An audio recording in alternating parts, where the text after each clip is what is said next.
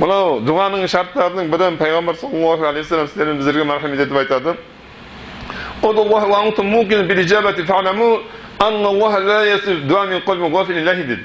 Сіздер Алла субхану ва тағалаға сол дұғаларыңыздың қабыл болуына анық сеніп тұрып дұға қылыңыздар дейді. Біліп қойыңыздар, қаперсіз, ынтасыз жүректен Алла тағала дұғасын қабыл етпейді дейді. Қаперсіз, ынтасыз жүректен оның Алла тағала дұғасын қабыл етпейді дейді. Allah subhanahu wa ta'ala فإذا سألك عبادي أني فإني قريب أجيب دعوة إذا دعان فليستجيبوا لي وليؤمنوا بي لعلهم يرشدون. Егер бенделерім сенен мен жайлы сұратса дейді Алла subhanahu فإني قريب, мен оларға жақынмын дейді. أجيب دعوة إذا دعان, қашан кім дұға қылса мен олардың дұғасын қабыл етемін дейді. فليستجيبوا لي, олар да менің бұйрықтарымды орындасын дейді. Намазын оқысын, оразасын ұстасын, зекетін берсін, қажылыққа барсын. وليؤمنوا بي, маған иман келтірсін. لعلهم يرشدون, міне сонда олар тура жол табады дейді. Allah subhanahu wa ta'ala өзінің тура жолдарынан сіздерді адастырып қоймасын.